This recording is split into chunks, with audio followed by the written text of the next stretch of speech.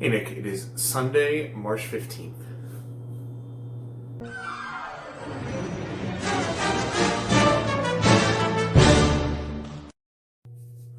Love your video the other day. Though I did want to push back on one thing you seem to imply, which is the idea that a lot of people don't think about the grander philosophical ramifications of the things that they do. And you did provide some examples counter to that, but I want to discuss that because I think it's an important point. I think worrying about philosophical concepts is pretty common to all humans. You know, we all get that teenage angst about the world, who we are, what our place is in it, and it never really seems to go away, at least mine didn't. It just, I've learned to live with it. And I think the primary issue is not that people aren't thinking about these things, it's that in a lot of ways, I think a lot of people haven't been given the tools to think about those things in a systematic way that allows them to take quality action on it.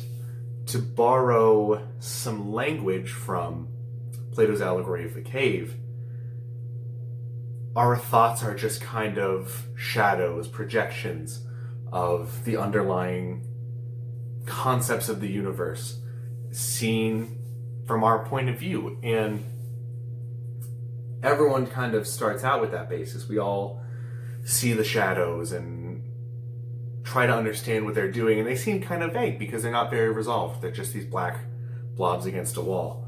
But I think education, in particular in philosophy and gaining a structure of thought, allows you to create a system to think about things. And then eventually you might realize, oh, this is just a projection of some underlying reality that I can't see. And then eventually, through further education, that might allow you to understand and even look at that underlying reality itself. So, talking about Plato's Republic, I'll put a button in on that, I just want to hear your opinion. Speaking of Plato already, I think it's a good time to transition into my philosophy on politics. And while I'll leave specific philosophers for later, I do want to talk about how I view the world in terms of systems. Now, it's probably not surprising that I view the world in terms of systems. It's what I do for a living. I work with complex systems all the time. I think the key to working with systems, though, and why I think it's applicable to human societies, is that for a system to work, to think in a system mentality, the parts of the system have to be consistent. When I'm building a satellite, I know I can rely on that system because the individual components, the wires, the circuits in them, all obey the laws of physics. And you run those components a million times just in the same conditions, you're going to get the same result. And I think humans, though we may not think about it, there's a great deal of individualism between humans, work in that same way. We're shockingly consistent. So I think systems thinking applies. And systems thinking is also good because there may be a little bit more work up front in developing infrastructure, but once it's developed, work down the line is mitigated for the same result. A good example of this is the separation of powers in the US government. I think the founders understood that absolute power corrupts absolutely. They saw that with King George, and they set up a system that made it easier for people to devolve power from one individual to this large inefficient system because they knew that was a surefire way to keep groups from amassing power.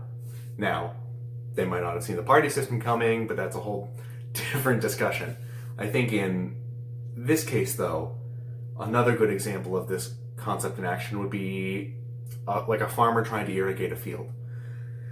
If a farmer's goal is to have, every year they want more water in their field because they know that yields better crops, it behooves them to establish an irrigation system, like divert a river or something so that it floods the field.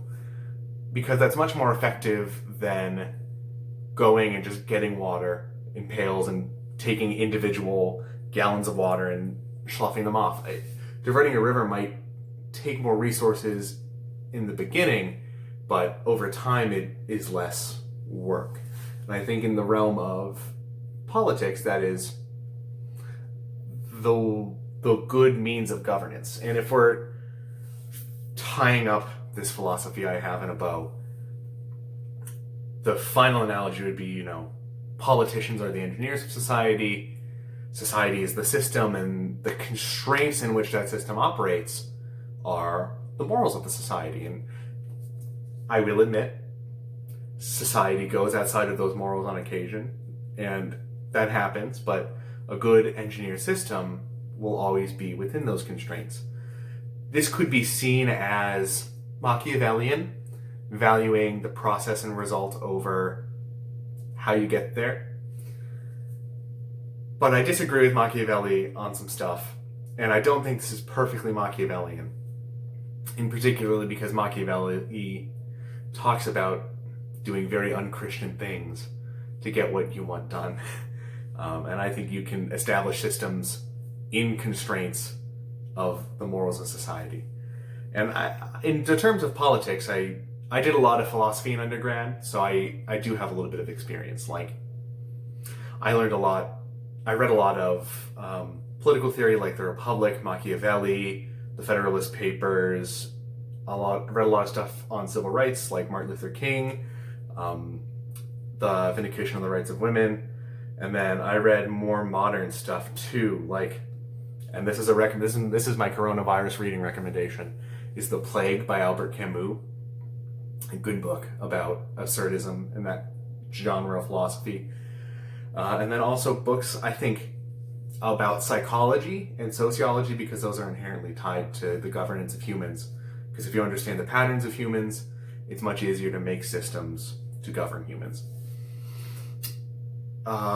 Aside from that, I don't really have much, so I'd be interested to hear your thoughts on my thoughts and continue that conversation, but otherwise, I'll talk to you tomorrow.